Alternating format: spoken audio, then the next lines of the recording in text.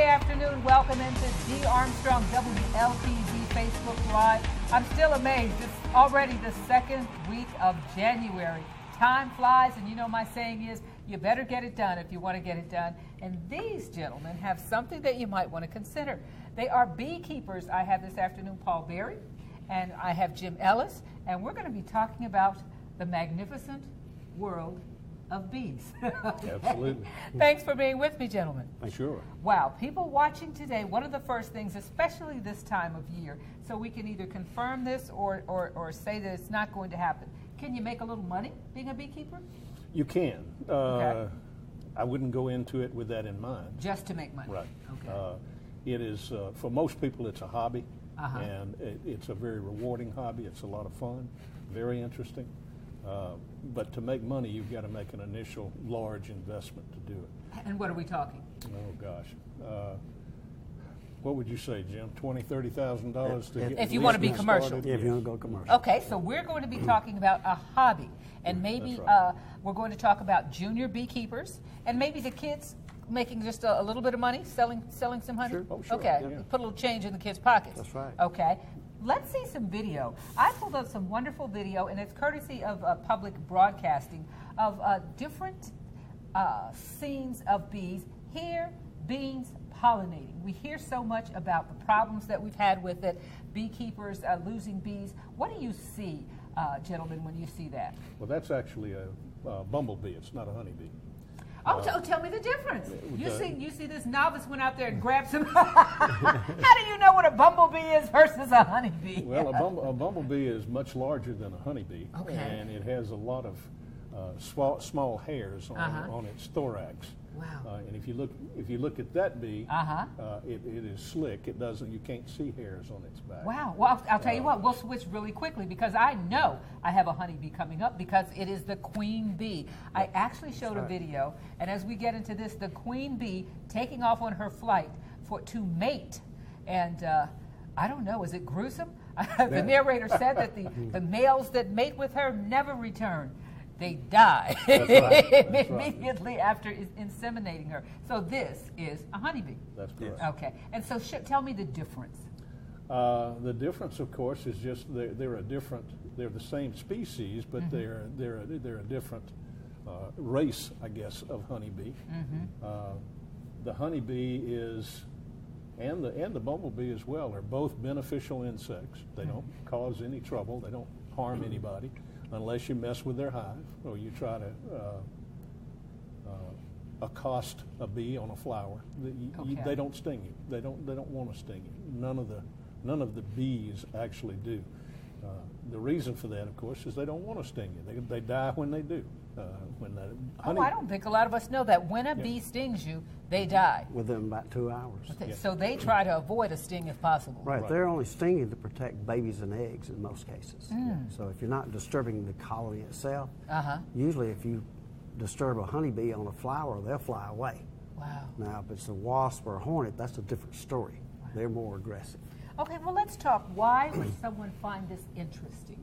Why start becoming a It beekeeper? would take me hours to tell you Do all of you the love it things just I've that learned. much? Yeah, I do. You love I it. do. Okay. I think we have video too of someone going inside his beehive, smoking out the bees. What got you started? I'll start with you, Jim. Okay, I was actually in the photographic business, and I was doing the second wedding for the same family in Crawford, Alabama, and saw the beehives out next to 40 acres of beans. And when I was in the house doing the cake cutting shots, I asked the father of the room, "Were those beehives?" And he said, "Yes, I've got to get rid of them." I said, "What are you going to do?" He says, "Well, I'm just going to give them away." And I said, "Well, when you get ready, let me know." He said, "Well, if you'll wait till dark tonight, I'll give you 2 tonight." And that was 30 years ago. Wow. So he was transitioning out and you're transitioning in. Yes. So what makes it interesting, keeping bees? Well, first of all, you get a nice reward by getting the honey. And Oh, and I have bought much local honey. yes, and I happen to have a jar for you today. Oh, thank you. I'll bring it in later. Wow. So I'll ask you, why go through this? Why? It's work. It's fascinating. I tried to do it more than 30 years ago. I had a neighbor who had beehives, and I thought, hey, that's really neat. I'm going to do that too.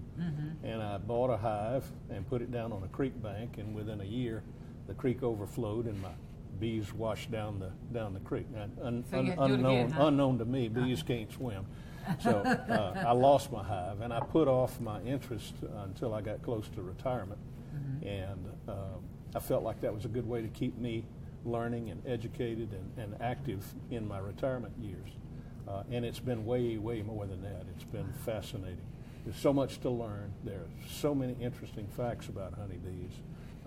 It'll blow your mind to know what all is involved in the life cycle of honeybees. And one of the reasons you want to talk today is about the Junior Beekeeper Workshop that's coming up.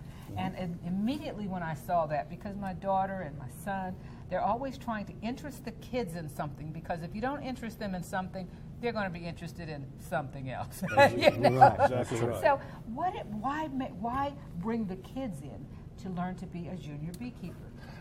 There are an awful lot of reasons for that. We meet people every day that say, oh yeah, bees sting. I've been stung by bees. And the simple fact of the matter is they probably haven't. They've been stung by a wasp or a hornet or a yellow jacket.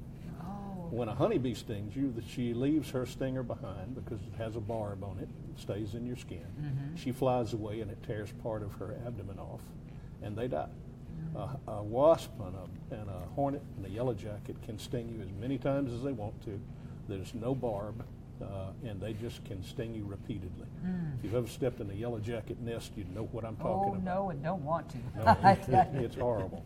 But most people have not been stung by a honeybee unless they were messing with the home, messing with the hive. So tell us the steps. Someone says, I'm interested. I want to teach this to my grandkids or my kids. What are the steps? I was watching, there's a box that you buy that they live in. That's called the Langstroth hive, which was invented in the 1900s. Okay. Before then, they kept them in what they call straw skeps, and you had to tear the hive, basically all the pieces, to harvest the honey. But James Langstroth in the early 1900s invented the movable frame hive, which we still use Wow, today. I think we have some video of that also, the SOT. This is the inside of that box. That's right. And the top is removable, and you can, there are different sections to it. Right. Now, to get them started on this, I see that this workshop, you have 2 workshops, 2018, and the good thing is it says parents are free. So you come with the kids. The kids are $35. April 14th, build a bee frame. Right. That's the first class. Wow. Then May 12th, is that part of this process? It says candle making. There's 3 different classes. Okay. And then build a bee frame again. Yes. So what's a good age for a child? Because you know, we keep doing all these studies. Good morning, Deborah Sykes. Okay, very interesting. I have had to have bees removed, thousands of them. Okay, maybe not honeybees, huh? If they had to have them removed, they probably were honeybees. They probably were. They probably were. Okay. Honeybees, when they divide the hive and swarm, the honeybee will look for a close location. They'll hang on a limb somewhere, and they'll send scout bees out to try to find a new home. And sometimes that new home can be the soffit of your house, or the wall of your house, or just about anywhere. If they can find a hole with a cavity behind it, they'll move right in and build a beehive. And then you have to call somebody like Jim. Jim is a removal expert. Oh, so tell us about that. Well, what you saw in the video there, those combs, that's what I find inside of walls of houses and in people's attics and places like that. And we actually go in and physically remove the combs and transfer them to one of the Langstroth hives, and then remove the bees with another process that it's called a Billowens bee vac. We actually vacuum them into a wire cage and then remove them from the property and put them on a stand in my bee yard. Wow. So once you have removed them, is there any sort of memory, or do they want to come back to that same place? Yeah, bees have a built-in GPS system. I know where I just came from. We have a saying in the beekeeping business that you can move a beehive 2 feet or 2 miles and nothing in between. Because if you move it 2 feet, they can find it. But if you move it more than 2 feet, it can be within sight, but they still cannot find it because their GPS navigation sends them right back to where it was. Wow. But if you move it 2 miles, then they will reorient because they can't find home. So they'll reorient to the hive. Well, let me ask you this. I'm very interested in my 11-year-old grandson taking this class. I've got to get him off of the computers and things. I mean, just all the time. What do they learn being a beekeeper? Well, first of all, they'll learn the importance of bees because every third bite of food you eat comes from the honeybee. If they don't go to the flower and pollinate the flower, you get a fruit, nut, vegetable seed of any kind. That's really the bottom line on that. Because the bee has done what? They pollinate the flower to produce the seed, and the fruit or vegetable is the grows oval, from that. Is Wow. the oval tissue around that seed. The flower, in nature, the flower has developed a way to attract bees for the very purpose of pollination. They provide the bee with a reward, the nectar. If the bee will come in and collect the nectar, then the pollen attaches to the hairs on the bee's legs. And then when they fly to the next flower, the pollen pollinates that flower. But the bees offer the flowers offer the bee a reward. Nectar, please come. Right. And by the way, you're going to take this with you. That's right. That's right. No. While you're carrying this, you can carry that too. So, Now, can they get this done with the schoolwork they have to do? How much time does a junior beekeeper have to dedicate? We're going to do it on Saturdays. It'll be from 3 to 5. And that will give them the opportunity to come in without interfering with schoolwork. Okay. if they decide they want to be a beekeeper. Yeah, if they want to be a beekeeper. Okay. Because I'm looking at long term. I want the honey. Sure, absolutely. That's what most people get into it for. It doesn't take that much time. It depends on how many hives you have. If you have 1 or 2 hives, you're looking at a couple hours a week maybe at the most. What are you doing? Inspecting the hive, making sure that the bees are healthy. If they're not, then you have to treat them with medications in order to take care of them. Is that like that liquid drip that I saw? Well, actually, that liquid drip is feeding them. Okay. This time of year. Sugar water? Yes. Okay. This time of year, I'm feeding all of my bees because there's nothing out in the fields and the pastures for them to forage on. They have nowhere to go. And hopefully, they've stored enough honey in the hive that they can survive through the winter. But if they haven't, you need to feed them. And that's what you're going into the hive to look for. You're going into the hive to make sure the queen is healthy and is laying eggs and taking care of her I business. read that she will connect on those mating flights enough of the sperm to last a year to 4 years. Oh, up to 7 years. Up to 7 years, Yes. that same queen Yes. constantly laying eggs. Right. Oh, She wow. spends about 3 or 4 days on mating flights, and she will mate with anywhere There she is.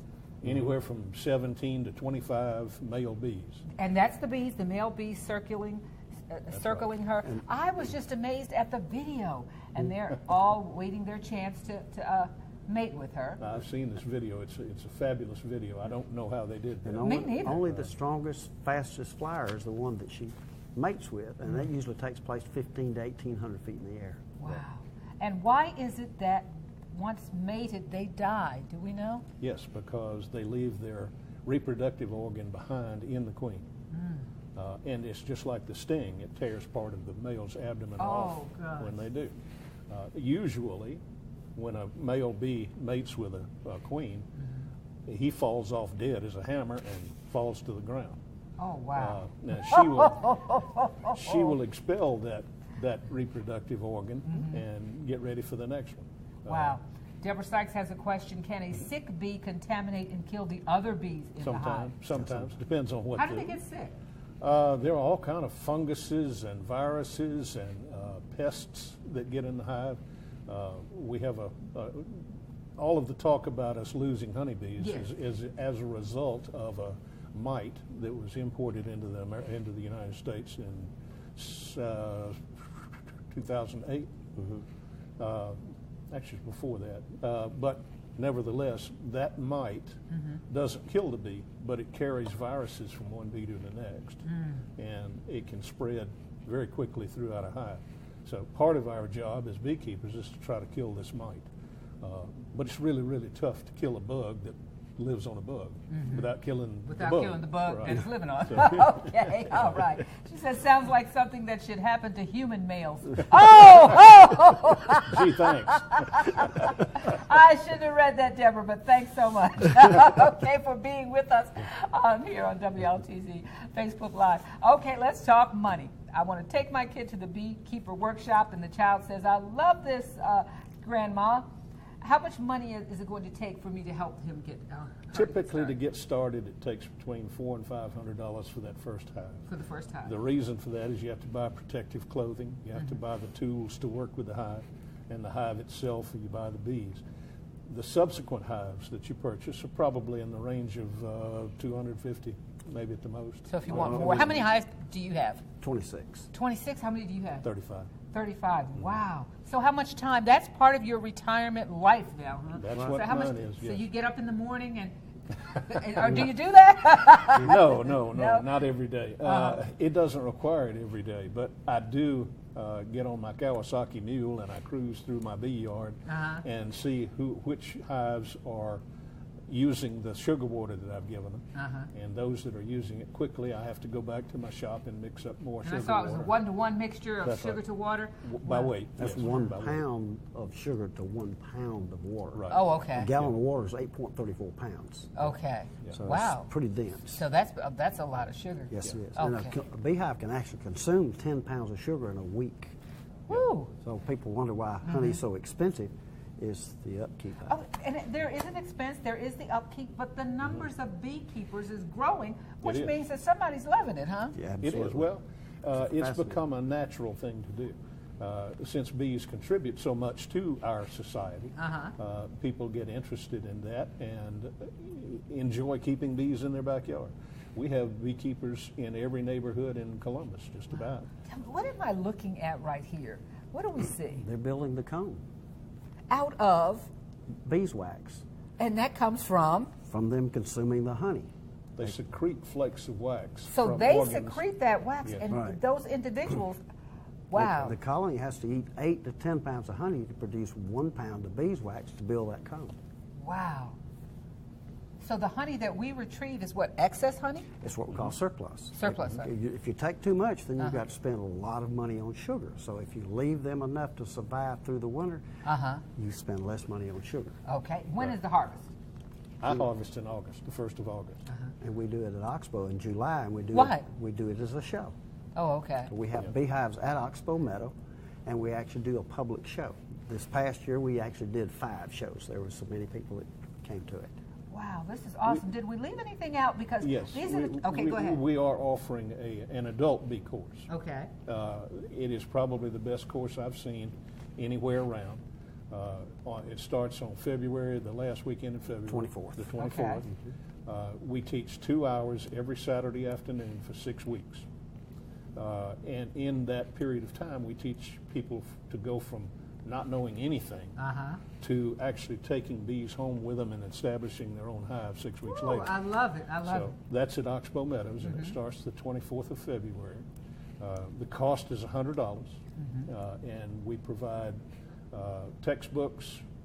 We provide That's the not knowledge. bad. $100. Not bad We at all. take people into the bee yard at Oxbow, and we get them into the hive and handling bees so they lose that fear of being stung. I see down here the disclaimer or the information, children bring a lunch. All participants will be in the bee yard in contact with Absolutely. live honeybees for the kids too. Huh? In preparation for this course, we bought a number of junior-sized bee suits so that they'll be protected, and they'll actually get into the bee yard and handle some bees. Wow, this The adult course is the same. We do the same thing as the adult course. Wish there were more than one of me. I would love to be a beekeeper. I can't do it now, but I would love to. I'm talking to my daughter about this course for her son. It would actually be in my backyard. They would come down from Atlanta because they live in apartments. Do I have to be concerned about my neighbors getting upset with me? Sure. Whoa, okay. You have to convince them, and it's true that the bees are not going to bother them. Okay. And the best way to do that is give them a jar of honey every so often. People will put up an awful lot from honey For bees that if you honey, give it's them honey. delicious. Yes. But I live in the middle of 35 hives of bees. I have 4 granddaughters. and I have a son and a daughter with their husband and wife, and we all get in the bee yard at various times. The only way you really get stung by a honeybee, even when you're fooling with the hives, is if you do something stupid. Really crazy. Like don't wear your protective clothing, or leave your gloves off, or something like that. Jim and I have been stung so many times, it really doesn't bother us that much anymore, but you do want to cover your face and your head because honeybee sting in the eyeball can blind you. Ooh, so hadn't heard that. Okay, so you got to take your precautions. Yes. All right, gentlemen, go to the Oxbow Meadows website. Oxbow Meadows website. Okay. It has both the courses. It has the junior beekeeping course, and it has the full course for adults beginning in February. Wow. If you have any more questions, there are numbers on that site. I went there earlier. Make sure you call, get your questions answered. And I know a lot of parents are out there. I don't know what might interest my kids, and this might just be it. It's something that they have to take responsibility for, and that they see progress, and that at the end there is a reward, the honey. Exactly. That's right. The honey. Okay. Well, thank you so much for being with us again on D. Armstrong WLTZ Facebook Live. Don't forget, there's a new movie, guys. I don't know, Marvel has a new character coming out, the Black Panther. I am giving away tickets, okay? Because I want you to go to the movies with me, okay? Say, hook me up, D. I want to go see the Black Panther. Now, we're talking about February 16th, so it's going to be a while, but I'm going to take several people with me. Just say, hook me up, I want to go, and we're going to pull some names to go see the Black Panther. And I'm excited because one of the kids in my Sunday school class is now, Paul and Jim, he's the stunt man. Wow. Yes, That's cool. yes. Cool. He growed it up, and now he's a stunt man.